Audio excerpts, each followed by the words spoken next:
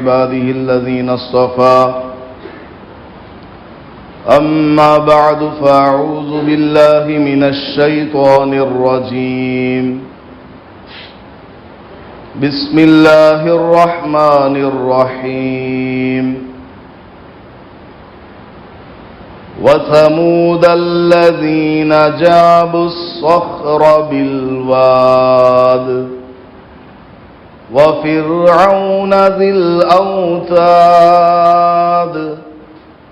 الذين طغوا في البلاد فأكثروا فيها الفساد فصب عليهم ربك سوط عذاب إن ربك لبالمرصاد بارك الله لنا ولكم في القرآن المجيد والفرقان الحميد رب اشرح لي صدري ويسر لي أمري واحلل عقدة من لساني يفقه قولي سورہ فجر کی تفسیر چل رہی ہے۔ اس سورت میں اللہ پاک نے انسان کو اس بات کی طرف توجہ دلائی ہے کہ یہ دنیا ہمیشہ رہنے کی جگہ نہیں ہے۔ جو بھی آیا، چھوٹا ہو یا بڑا ہو، امیر ہو یا غریب، بادشاہ ہو یا فقیر، سب کو دنیا سے چلا جانا تھا اور سب چلے گئے۔ تمہیں بھی ایک دن اس دنیا کو چھوڑ کر چلے جانا ہے، اور قیامت کا ایک دن آنے والا ہے جس میں حضرت آدم علیہ السلام سے لے کر قیامت تک جتنے انسان دنیا میں آئے ہوں گے ان سب کا حساب ہونا ہے۔ اللہ کی وحدانیت کو جن لوگوں نے نہیں مانا اور اپنے وقت کے پیغمبروں کو جھٹلایا، اللہ پاک نے ان کا کیسا برا انجام کیا اس کا اللہ پاک نے اس صورت میں اشارے کے ساتھ ذکر فرمایا ہے۔ چنانچہ اللہ پاک نے حضرت نوح علیہ السلام کی اولاد میں سے یہ قوم جس کا نام ہے قوم عاد، اس کا اشارہ کر کے یہاں پر تذکرہ فرمایا۔ حضرت نوح علیہ السلام کے ایک بیٹے کا نام سام، سانپ نہیں، سام کے بیٹے یا پوتے کا نام ہے ارم، ارم کے بیٹے کا نام ہے عاص، عاص کے بیٹے کا نام ہے عاد۔ تو قوم عاد کا اللہ پاک نے ذکر فرمایا۔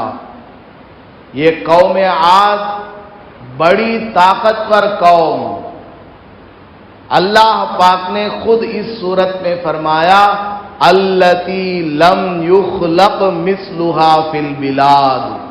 یہ قوم عاد ایسی قوم ہے، اتنی طاقتور ہے، ان کا جسم اتنا لمبا، اتنا چوڑا، بعض روایات میں 18 فیٹ لمبے ان کو بتایا گیا۔ بعض قرآن نے ان کا ہیٹ کتنا اور چوڑائی کتنی ہے یہ نہیں بتایا، صرف اتنا بتایا کہ قوم عاد بڑی طاقتور قوم تھی، بہت لمبے چوڑے یہ تھے۔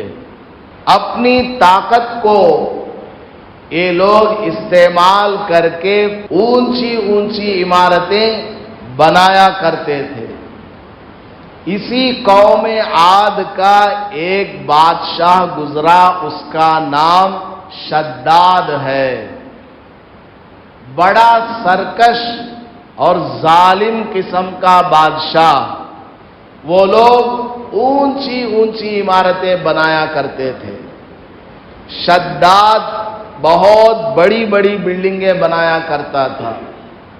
شداد کو اس وقت کے ایمان والوں نے، نیک لوگوں نے، پیغمبروں نے نصیحت کی کہ دیکھو تم اپنے آپ کو خدا کہہ کر کے اپنی قوم کو شو کرتے ہو، تم خدا نہیں ہو۔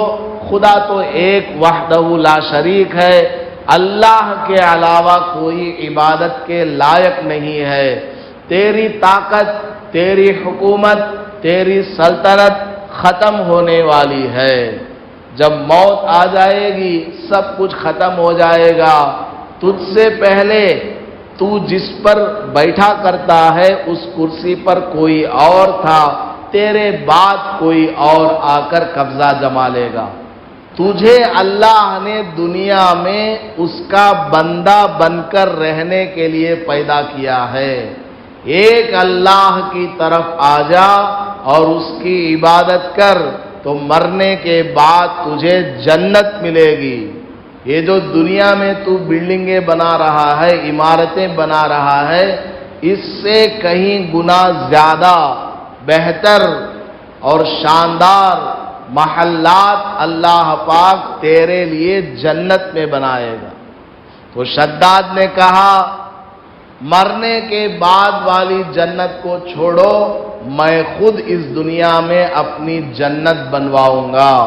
چنانچہ اس نے لوگوں کو کام پر لگا دیا کہ جنت بناؤ، اس کے اندر باغیچے ہوں، اس میں نہریں جاری ہونی چاہیے، قسم قسم کے درخت، ہر طرح کا پھل اس کے اندر ہو، اور ہزاروں قسم کے لوگ اس میں خدمت کرنے والے ہوں، اور اس میں حسین و جمیل عورتیں بھی ہوں، الگ الگ کمرے ہوں، سونا چاندی ہیرے جواہرات استعمال کیے جائیں اور خوشبو وغیرہ استعمال کیا جائے، اور سائیدان ہو، تالاب ہو، غرض ہے کہ اس کے دماغ میں جو جو آیا تمام چیزوں کو اس جنت کے اندر بنانے کا آرڈر دے دیا۔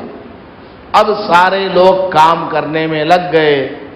کئی مہینوں کے بعد یا کئی سال کے بعد اس کی وہ جنت تیار ہو گئی۔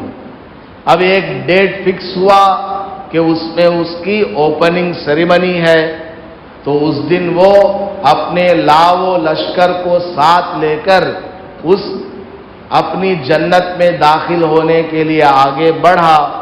اپنے گھوڑے پر سوار تھا، ایک قدم اس کا اپنی بنائی ہوئی جنت کے اندر تھا، دوسرا قدم باہر تھا۔ ملک الموت آئے اور اس کی روح کو قبض کر کے لے گئے۔ اپنی جنت کو بھی نہیں دیکھ سکا۔ اللہ نے اس کی بنائی ہوئی، شداد کی بنائی ہوئی جنت کو نیست و نابود کر دیا، اس کو کھنڈرات میں بدل دیا۔ جتنا اس نے بنوایا تھا سب ختم ہو گیا، بہت بڑا عذاب آیا۔ اس کے کافی مدت کے بعد قوم ہود آئی۔ اس کے کافی مدت کے بعد قوم ہود، حضرت ہود علیہ السلام کی قوم عاد ہی کی اولاد میں سے وہ لوگ تھے۔ حضرت ہود علیہ السلام نے ان کو نصیحت کی، دیکھو تم سے پہلے جو لوگ گزرے ہیں دنیا ہی کو انہوں نے سب کچھ سمجھا ہوا تھا، اور دنیا کے اندر وہ اونچی اونچی عمارتیں وغیرہ بنایا کرتے تھے، اپنے آپ کو خدا کہا کرتے تھے۔ دیکھ لو ان کے اوپر کیسا عذاب آیا، ان کے محلات کھنڈرات میں، ویران جگہوں میں تبدیل ہو گئے ہیں، تم لوگ ایسا نہ کرو ورنہ تمہارے اوپر بھی اللہ کا عذاب آ سکتا ہے۔ لیکن ان لوگوں نے حضرت ہود علیہ السلام کی بات نہیں مانی، بلکہ سامنے بڑھ چڑھ کر کے بولے اور کہنے لگے آپ ہمیں جس عذاب سے ڈراتے ہیں لاؤ، وہ عذاب لے کر کے تو آؤ، دیکھیں گے کیسا عذاب ہمارے اوپر آتا ہے۔ ہم تو پہلوان ہیں، طاقتور ہیں، بڑے بڑے درخت کو ہاتھوں سے اکھاڑ دیتے ہیں، پہاڑوں کو ہاتھوں سے کھرچ دیتے ہیں، کون سا عذاب ہمیں آ کر پکڑے گا؟ جب انہوں نے اس طرح تکبر دکھایا، اللہ پاک نے ان کے اوپر بارش کو روک دیا، قحط سالی آ گئی، کھانے پینے کے لیے سامان ختم ہونے لگا۔ اس کے باوجود ان کو خدا کا خوف نہیں آیا، اپنے تکبر میں جمے رہے، اڑے رہے۔ ایک دن بادل نظر آئے، ان بادلوں کو دیکھ کر وہ لوگ کہنے لگے حضرت ہود علیہ السلام سے کہ دیکھیے بادل آ گئے ہیں، اب بارش ہونے والی ہے، ہماری حالت درست ہونے والی ہے، اچھی ہونے جا رہی ہے، آپ نے جو کہا تھا عذاب آئے گا، کوئی عذاب ہمارے اوپر نہیں آیا، چند دنوں کے لیے بارش رک گئی تھی، یہ تو دنیا میں ہوتا رہتا ہے۔ لیکن جو بادل آئے تھے وہ بارش برسا کر ان کو فائدہ پہنچانے کے لیے نہیں آئے تھے، بلکہ ان کے اوپر طوفان برسانے کے لیے وہ بادل آئے تھے۔ اللہ پاک نے قرآن میں فرمایا 7 لیال و 8 ایام، 7 راتیں اور 8 دن تک مسلسل طوفان ہی طوفان ہے۔ اتنا زبردست طوفان آیا کہ انہوں نے جتنے بڑے بڑے بلڈنگ بنائے ہوئے تھے، بڑے بڑے محل تیار کیے ہوئے تھے جس میں وہ رہا کرتے تھے، وہ سب ہوا میں اڑنے لگ گئے، اور دھڑام کر کے لوگ جیسے کوئی بڑا درخت بارش میں زمین پر گرتا ہے تو اس کی ایک عجیب سی آواز ہوتی ہے، اس طرح قوم عاد کے لوگ دھڑام دھڑام زمین پر گر پڑے اور سب کے سب مر گئے۔ مختصر لوگ جو حضرت ہود علیہ السلام پر ایمان لائے تھے وہی بچ گئے، باقی سب کے اوپر اللہ کا عذاب آ گیا۔ تو اللہ تعالیٰ نے قوم عاد کا اس صورت میں اشارے کے ساتھ ذکر فرمایا۔ سورہ اعراف میں تفصیل ہے، سورہ ہود کے اندر تفصیل ہے، اسی طرح سورہ فرقان کے اندر بھی، سورہ شعراء کے اندر بھی تفصیل کے ساتھ قوم عاد کا، قوم سمود کا واقعہ مذکور ہے۔ بہرحال اللہ تعالیٰ اس قوم کے واقعے کو بیان کر کے قرآن میں اس کا ذکر فرماتے ہوئے مجھے اور آپ کو قیامت تک آنے والے انسانوں کو نصیحت کرتا ہے کہ دیکھو دنیا عارضی جگہ ہے، ٹیمپروری جگہ ہے، پرماننٹ نہیں ہے۔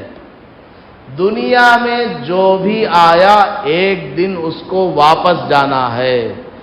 آج اس گھر میں آپ ہیں، کل کوئی آ کر کے بسنے والا ہے۔ آپ کا جمع کیا ہوا پیسہ کل چل کر کوئی اور اڑا کر لے جانے والا ہے۔ اس لیے دنیا کی زندگی کو کھیل تماشا نہ بناؤ، بلکہ آخرت کی تیاری میں لگ جاؤ۔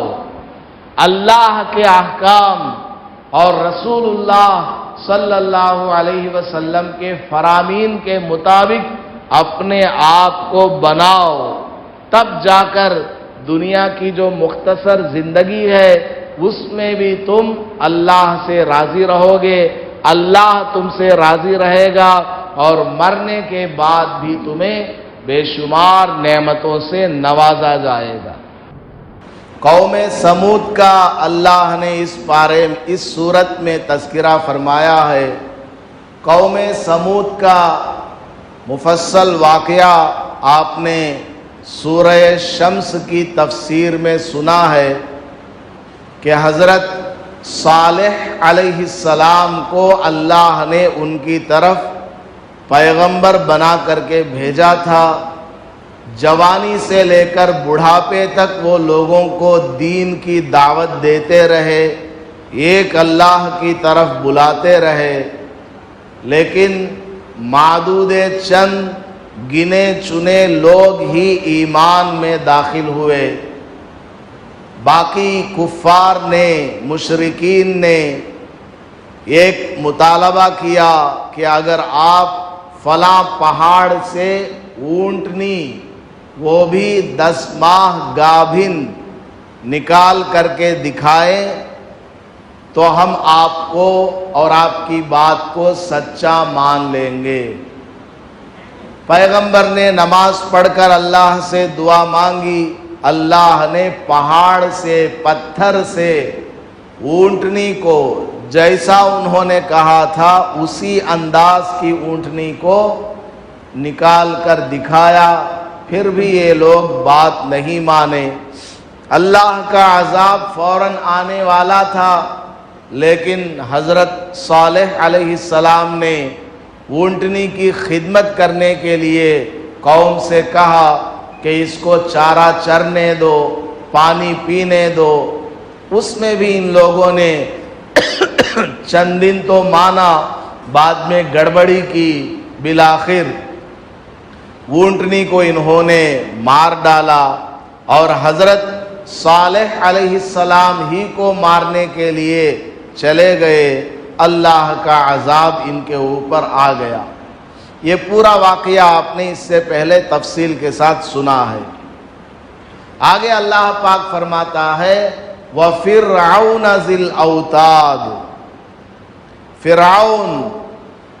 فرعون کے بارے میں اللہ تعالیٰ فرماتا ہے کیا آپ کو فرعون کے بارے میں معلوم نہیں، جو کہ میخوں والا تھا۔ میخوں والا، وہ کیا کرتا تھا؟ لوگوں سے کہتا تھا انا ربکم الاعلی، میں تمہارا سب سے بڑا رب ہوں، مجھے تم لوگ اپنا خدا مان لو۔ اپنی قوم کو منواتا تھا کہ میں تمہارا خدا ہوں، اور جو نہیں مانتا اس کو پکڑ کر زمین پر لٹا دیتا اور اس کے ہاتھ میں، پیر میں میخ چبو دیتا تھا، کیل ٹھوک دیتا تھا، اور اس کے جسم کے اوپر سانپ کو چھوڑ دیا کرتا تھا۔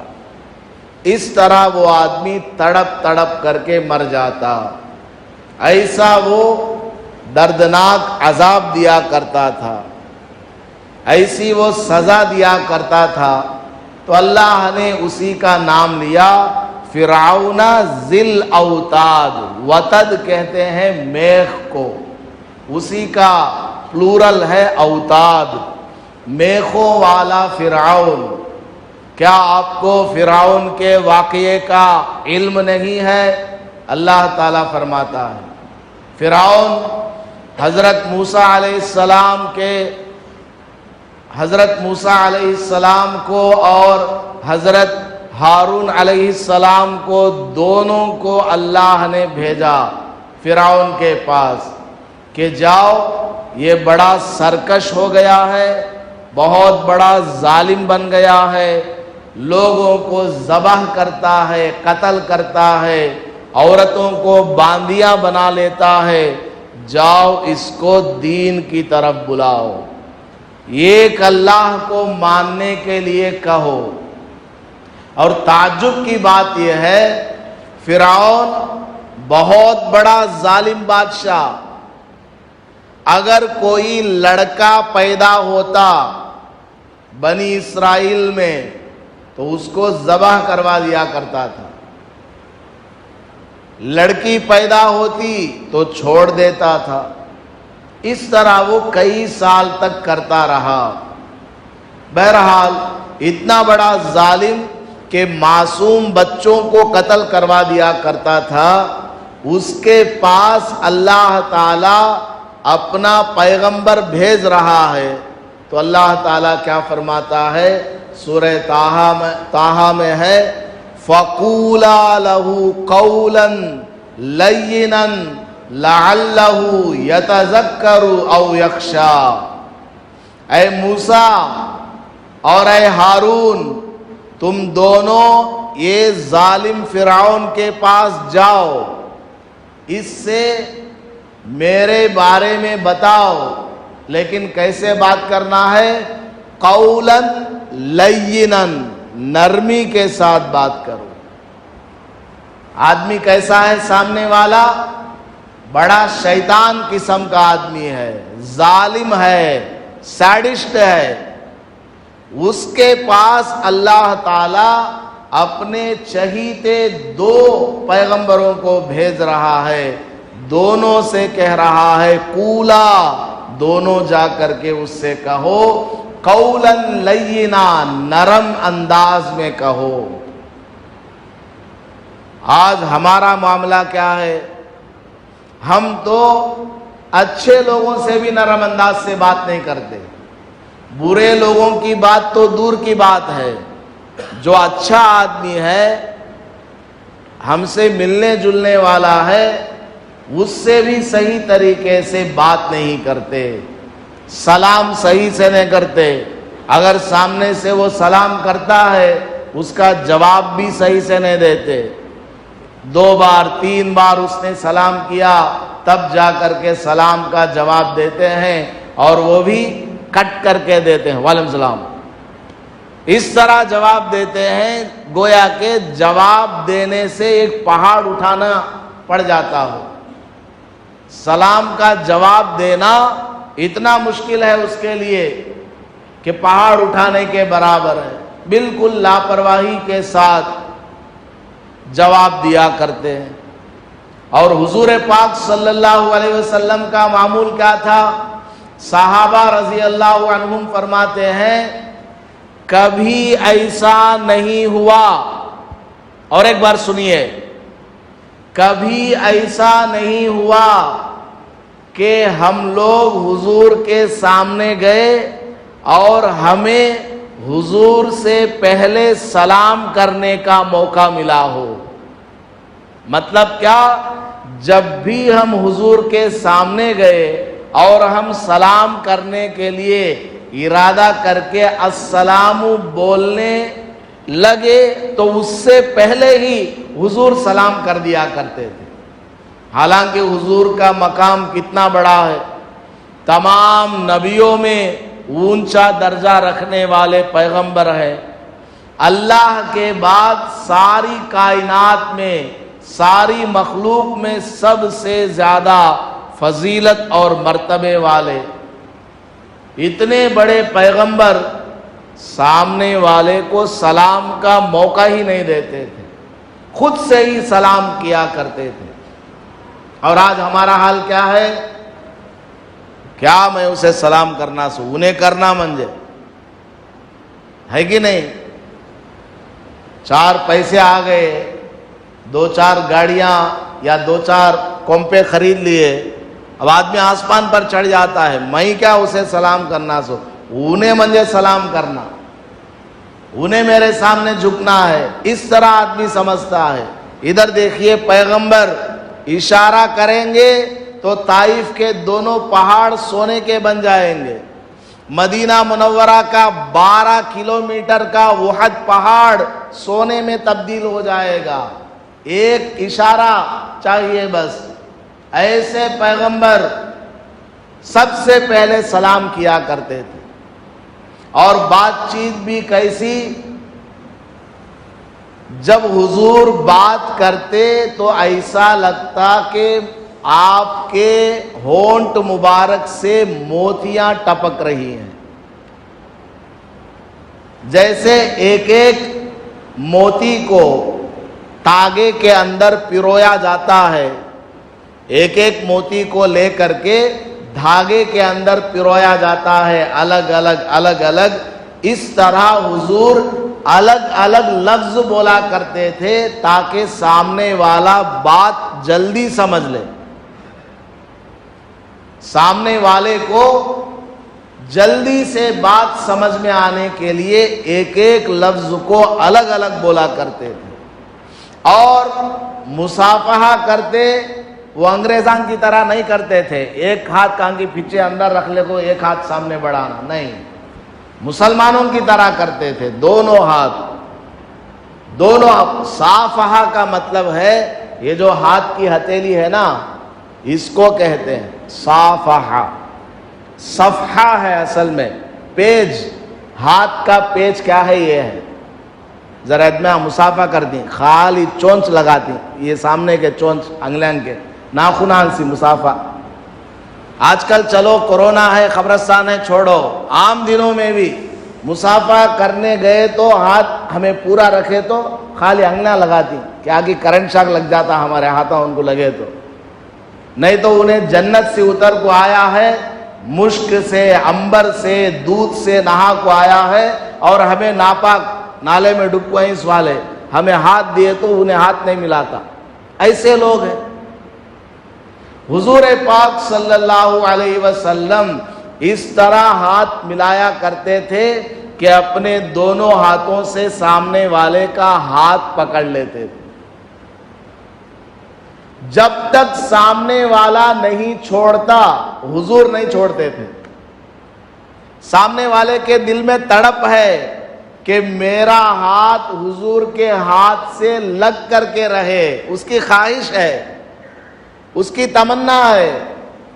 آپ لوگ طواف کرنے جاتے ہیں، عمرہ کرنے، حج کرنے جاتے ہیں، کعبۃ اللہ سے جا کر لگ جاتے ہیں، بعض لوگ شرٹ پھاڑ کر کے سینہ لگا دیتے ہیں کعبۃ اللہ سے، اتنی محبت ہے، ہلتے نہیں، پیچھے سے بلاتے رہتے ہیں، یلا یمشی، پولیس والا بلاتا رہتا ہے، یہ روتا رہتا ہے، سینہ جو ہے کعبۃ اللہ سے لگا لیتا ہے، ایسا لگتا ہے کہ ماں کے سینے سے بچہ لپٹ گیا ہو، روتا رہتا ہے، کوئی چلائے کچھ بھی بولے یہ اپنا لگائے ہوئے ہے، چھوڑتا نہیں ہے۔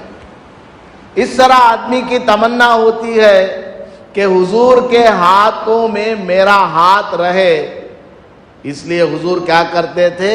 نہیں چھوڑتے تھے، سامنے والا جب تک اپنا ہاتھ نہیں ہٹاتا حضور نہیں ہٹاتے تھے۔ اور بات چیت اگر کر رہے ہو، حضور صلی اللہ علیہ وسلم بات کر رہے ہیں، سامنے والا بھی بات کر رہا ہے، جب تک یہ آدمی اپنی بات کمپلیٹ نہیں کرتا حضور بات کو سٹارٹ نہیں کرتے تھے، اس کا پورا سنتے، بعد میں جواب دیتے۔ ہمیں کیسا بس رے ٹکا رے بولا سو، ایک بار بولے تو بس نہیں 100 بار بولتا ہے، کہتا خود تیرا رامائن، بولتے ہیں کہ نہیں بولتے ہیں؟ سنتے بھی نہیں کم از کم کیا بول رہا ہے۔ حضور صلی اللہ علیہ وسلم کیسے تھے؟ وہ اگر بولتا ہے اطمینان سے سنتے، اور کیسا سنتے؟ ہمارے ناد نہیں، سامنے والا ہم سے بات کر رہا، ہاں بول، ایسا فیانانگو لائٹانگو بیزارگی سے سننے کا سامنے والے کی بات، کیا کی بولتے رہا ادھر ادھر۔ حضور پاک صلی اللہ علیہ وسلم ایسا نہیں سنتے تھے، بالکل سامنے اس کو دیکھتے ہوئے سنا کرتے تھے، کیا بولتا ہے بولو۔ جب وہ اپنی بات کمپلیٹ کرتا حضور اپنی بات کو رکھتے اور اس کو سمجھاتے۔ اتنا ہی نہیں، جب تک وہ آدمی حضور سے اپنا چہرہ پھیر کر کے نہیں جاتا حضور اس کو پیٹھ نہیں دکھاتے تھے، کہیں اس کو تکلیف نہ ہو جائے کہ حضور نے مجھے پیٹھ دکھا کر آگے بڑھ گئے ہیں، اس کو تکلیف نہ ہو جائے، کیونکہ آدمی سمجھتا ہے کیا کہ حضرت منہ پھر چل گئی ہیں، سمجھتے ہیں کہ نہیں سمجھتے ہیں؟ تو حضور صلی اللہ علیہ وسلم جب ان سے بات کرتے، کسی سے بھی بات کمپلیٹ ہو جاتی، الوداع کہتے، جو بھی کہنا ہوگا، تب رخصت ہوتے، ایسے ہی ڈائریکٹ نہیں چلے جاتے تھے، پہلے سامنے والے کو موقع دیتے، اس کا پیٹ بھر گیا کہ نہیں بھر گیا، بعد میں آگے بڑھتے۔ بہرحال یہ پیغمبروں کی خصلتیں ہیں، یہ پیغمبروں کی صفات ہیں۔ اتنے جلیل القدر پیغمبروں کو اللہ تعالیٰ، دو پیغمبر حضرت موسیٰ علیہ السلام اور حضرت ہارون علیہ السلام، دونوں کو اللہ نے بھیجا فرعون کے پاس، جو کہ دنیا کا بڑا ظالم ہے۔ آج بھی اس کی ڈیڈ باڈی موجود ہے، زمین نے اس کو نہیں لیا، پانی نے اس کو نہیں لیا، بلکہ وہ زمین کے اوپر ہی ہے۔ اس کا جسم ختم نہیں ہوا، خراب نہیں ہوا، تھوڑا بہت اس کے اندر ڈیفیکٹ آیا ہے، ورنہ اس کا جسم آج بھی میوزیم کے اندر موجود ہے، قاہرہ میں، ایجپٹ کے اندر۔ تو اللہ پاک نے جب ایسے ظالم بادشاہ کے پاس اپنے دو پیغمبروں کو بھیجا تو فرمایا کہ دیکھو، اس سے جا کر جب تم دین کی بات کرو تو نرمی سے بات کرو، پیار سے بات کرو، اچھے انداز سے گفتگو کرو، لعلہ یتذکر، ممکن ہے کہ وہ تمہاری بات سے نصیحت پکڑ لے، امپریس ہو جائے، کنونس ہو جائے، او یخشا، یا پھر اس کے دل میں میرا خوف پیدا ہو جائے۔ فرعون کے پاس جا کر حضرت موسیٰ علیہ السلام نے، ہارون علیہ السلام نے دعوت دی اسلام میں داخل ہونے کی، لیکن وہ نہیں مانا اور کہنے لگا تم لوگ تو جادوگر ہو۔ حضرت موسیٰ علیہ السلام کو بول رہا ہے تم تو جادوگر ہو۔ حضرت موسیٰ علیہ السلام نے کہا نہیں، میں جادوگر نہیں ہوں، میں اللہ کا پیغمبر ہوں۔ مجھے جو اللہ نے پیغمبر ہونے پر جو علامت، آئیڈینٹیفیکیشن، معجزہ دیا ہے، وہ پیغمبر ہونے کی وجہ سے دیا ہے، میں جادوگر نہیں ہوں۔ بار بار سمجھاتے تھے۔ فرعون نے ایک دن کہا چلو ٹورنامنٹ کر لیتے ہیں، میچ، ہم اپنے جادوگروں کو لائیں گے، تم موسیٰ آ جانا میدان میں، دیکھتے ہیں دونوں میں سے کس کا جادو بڑا ہے۔ بہرحال تاریخ طے ہو گئی، فرعون کے جادوگر آئے، 70,000 جادوگر، اسرائیلی روایات ہے، کچھ آگے پیچھے بھی ہو سکتا ہے، 70,000 جادوگر، سب کے ہاتھ میں رسی، اس میں تیل لگا کر کے میدان میں چھوڑا تو دیکھنے والے کو وہ سب سانپ نظر آئے، نظر بند، بڑے جادوگر تھے اس زمانے کے۔ حضرت موسیٰ علیہ السلام کو کاٹنے کے لیے جا رہے ہیں وہ سب۔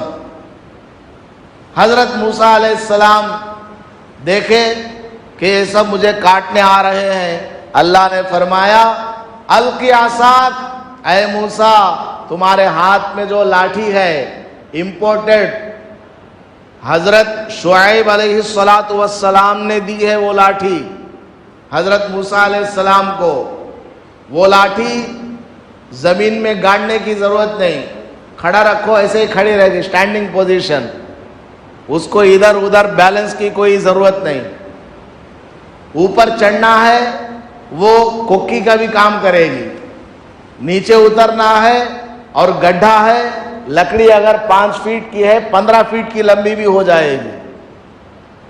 بڑی خطرناک، عجیب و غریب وہ لکڑی تھی۔ حضرت موسیٰ علیہ السلام نے اس لکڑی کو زمین پر ڈالا، وہ اتنا بڑا اژدہا بن گیا، اتنا بڑا اژدہا بن گیا، تمام جادوگروں کے چھوٹے چھوٹے سانپ کو کھا گیا۔ یہ دیکھ کر جتنے جادوگر تھے فَأُلْقِيَ السَّحَرَةُ سَاجِدِينَ، سجدے میں گر گئے اور کہنے لگے آمنا برب العالمین رب موسیٰ و ہارون، ہم تو تمام جہانوں کے رب پر ایمان لائے جو کہ حضرت موسیٰ علیہ السلام، ہارون علیہ السلام کے رب ہیں۔ یہ حضرت موسیٰ کے پاس جو لاٹھی ہے یہ جادو والی لاٹھی نہیں ہے، کیونکہ ڈاکٹر جو ہے ڈاکٹر کو پہچانتا، جادوگر جادو کیا ہے پہچانتا ہے۔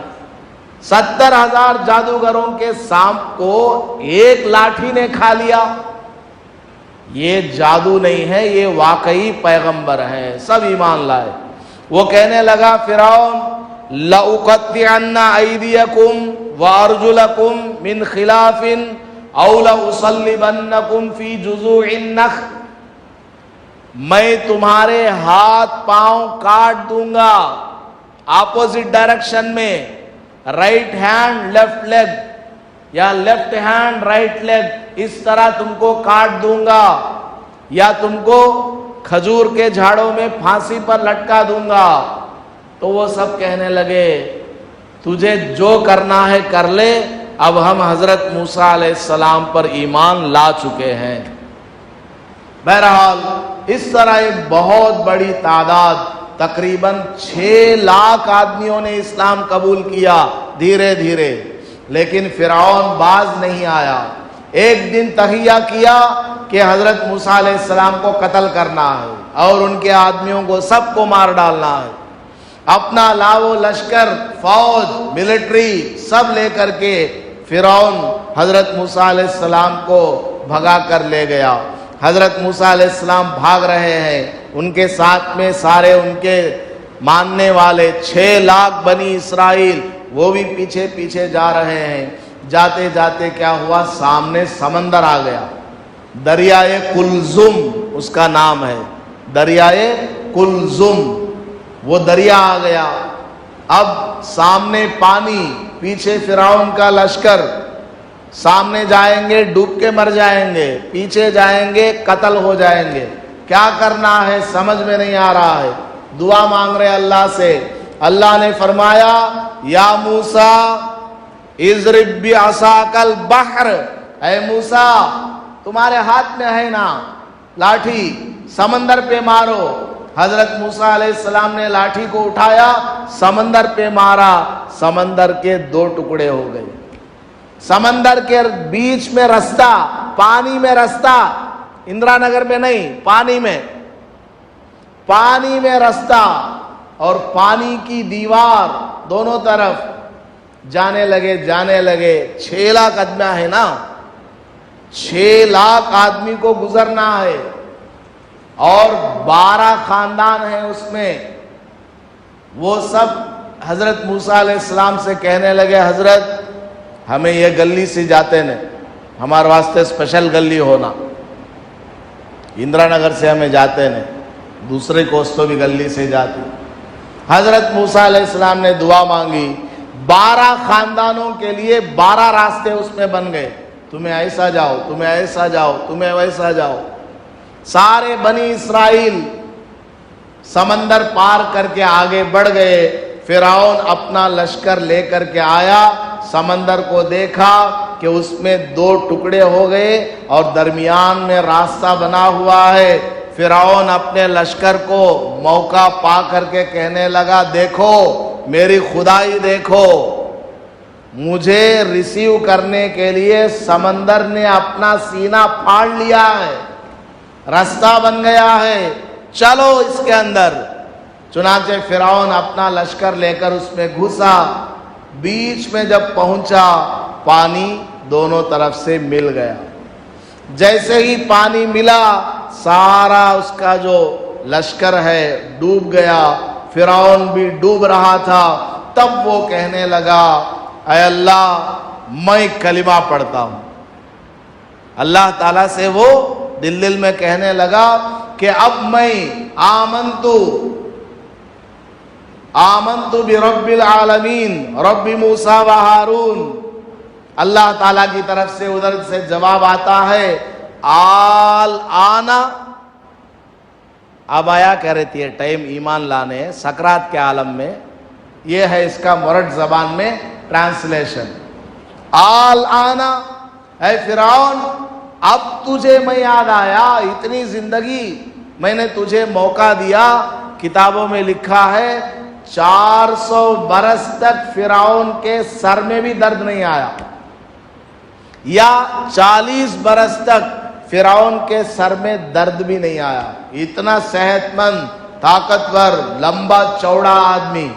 حضرت موسیٰ علیہ السلام بھی اچھے خاصے لمبے چوڑے آدمی۔ تو فرعون کو اللہ نے کہا آل آنا وقد عصیت من قبل، پوری زندگی تو نے نافرمانی کی ہے، پوری زندگی تیرے لیے توبہ کا دروازہ کھلا تھا، اب سکرات کے عالم میں ملک الموت کے آنے کے وقت میں تو توبہ کر رہا ہے، اب تیری توبہ قبول ہونے والی نہیں ہے۔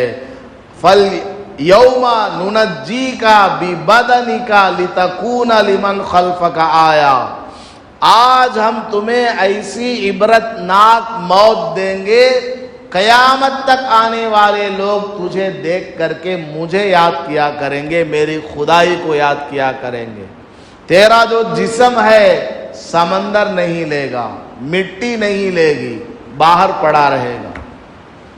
چنانچہ سمندر میں وہ ڈوب کر مرا، سمندر نے اٹھا کر پھینک دیا۔ سائنسدان بتاتے ہیں کہ 500 سال یا 1000 سال تک اس کی لاش سمندر کے کنارے پر پڑی رہی، بعد میں لوگوں کو ملی، اس کو لے جا کر کے کیمیکل وغیرہ لگا کر کے میوزیم میں رکھ کے پوجا کرنے لگ گئے، انہیں بھی کون کی بڑا سوامی کی گیمی کی ہے، کر کو سمجھ میں آ گئی بات۔ آج بھی اس کا جسم محفوظ ہے، جس طرح انسان ہوتا ہے اس طرح تو نہیں ہے، لیکن چمڑا وغیرہ سب موجود ہے۔ اللہ نے قیامت تک آنے والوں کے لیے اس کو ایک نشانی بنا کر کے چھوڑ دیا ہے کہ دیکھو مجھے نہ ماننے والوں کا انجام یہ ہوتا ہے کہ نہ زمین اس کو قبول کرتی ہے، نہ پانی اس کو قبول کرتا ہے، قیامت میں اور دردناک عذاب اس کو ملنے والا ہے۔ تو اسی کا اللہ نے اس صورت میں بھی اشارے سے ذکر کیا، وَفِرْعَوْنَ ذِي الْأَوْتَادِ، اے پیغمبر کیا آپ کو معلوم نہیں ہے فرعون کا واقعہ، میخوں والا فرعون، الَّذِينَ طَغَوْا فِي الْبِلَادِ، یہ جو قوم عاد ہے، قوم سمود ہے، اور یہ جو فرعون ہے اس کی قوم ہے، یہ سب کون ہیں؟ دنیا کے اندر ظلم و ستم کرنے والے تھے۔ الذین طغوا فی البلاد فاکثروا فیہا الفساد، دنیا کے اندر ہمیشہ فساد برپا کرنے والے، لڑائیاں، جھگڑے، قتل، غارت گری، ڈاکو، لوٹ مار، سب یہی کام کیا کرتے تھے۔ تو کیا ہوا؟ فَصَبَّ عَلَيْهِمْ رَبُّكَ صَوْتَ عَذَابٍ، تو اللہ تعالیٰ نے ان کے اوپر عذاب کا کوڑا برسایا۔ عذاب کا کوڑا جب آدمی کسی کو مارتا ہے سزا دینے کے لیے تو ایک ہی طرف نہیں مارتا، کبھی ادھر مارتا، کبھی ادھر مارتا، پھرا کو مارتا۔ مطلب کیا؟ ان قوموں کو اللہ تعالیٰ نے طرح طرح کے عذابات میں مبتلا کر دیا۔ ان ربک لبالمرصاد، یاد رکھو تم جو کچھ کر رہے ہو اللہ دیکھ رہا ہے۔ قوم سمود نے کیا کیا تھا اللہ نے دیکھا، عذاب میں مبتلا کر دیا۔ قوم عاد نے کیا کیا تھا اللہ نے دیکھا، عذاب میں مبتلا کر دیا۔ قوم فرعون نے کیا کیا تھا اللہ نے دیکھا، عذاب میں مبتلا کر دیا۔ اے انسان، ان واقعات کو بتا کر میں تم کو باخبر کر رہا ہوں، اویئر کر رہا ہوں کہ تم اللہ کی نگرانی میں ہو، تمہارا ایک ایک سیکنڈ اللہ کو معلوم ہے، تمہارے دل میں کیا خیال آتا ہے، کیا جاتا ہے، سب اللہ کو معلوم ہے۔ اللہ تعالیٰ دیکھ رہا ہے، یہ نہ سمجھو کہ کسی کو پتا نہیں ہے۔ بند کمرے کے اندر میں کچھ کر رہا ہوں یا دل میں کسی کے بارے میں برا پلان بنا رہا ہوں، نہیں۔ یعلم خائنۃ الاعین، تم اگر آنکھوں سے بھی اشارہ کرتے ہو اللہ تعالیٰ جان لیتا ہے۔ وما تخفی الصدور، تمہارے دل میں کوئی بات اگر آتی ہے اللہ کو معلوم ہو جاتا ہے۔ اس لیے تمہاری جو زندگی ہے صحیح سے گزارنے کی کوشش کرو، صحیح سے گزارو، پکے ایمان والے، پکے مسلمان بن کر کے زندگی گزارو۔ یہ اللہ پاک نصیحت کرتا ہے۔ آگے اور بھی مزیدار اللہ تعالیٰ کی باتیں ہیں اس صورت میں. اللہ پاک ہمیں سمجھنے کی اور عمل کرنے کی توفیق نصیب فرمائے.